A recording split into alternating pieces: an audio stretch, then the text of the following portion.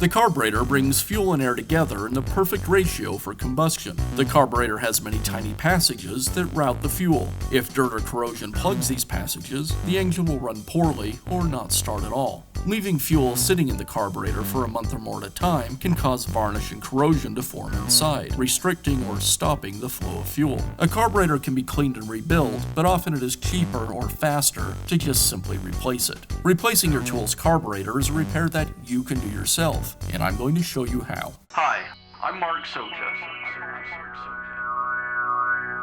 Do-it-yourself repairs like these are easier than you might think.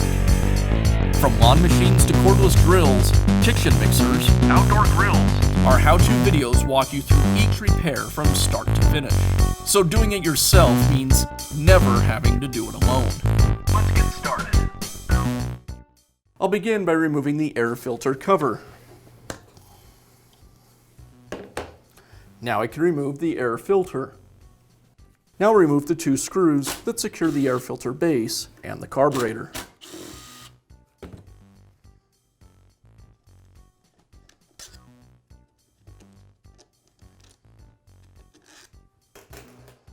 I'll remove the throttle cable from the carburetor, and then I'll remove the fuel lines. It's a good idea to drain the fuel out of the fuel tank before removing the lines.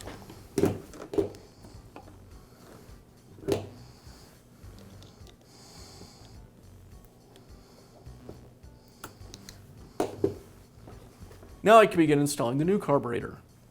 First, I'll transfer the O-ring from the old carburetor to the new. Now I'll reconnect the fuel lines.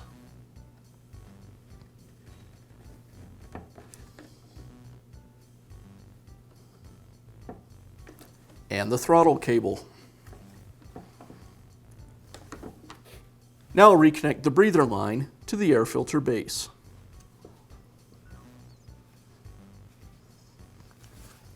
Now I'll reassemble the air filter base to the carburetor.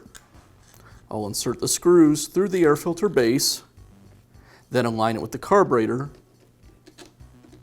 and secure both pieces with the screws.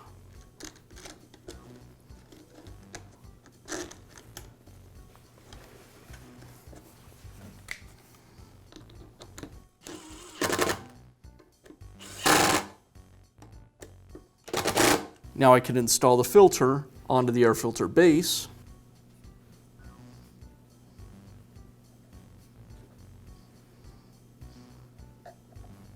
And I'll finish by reinstalling the cover.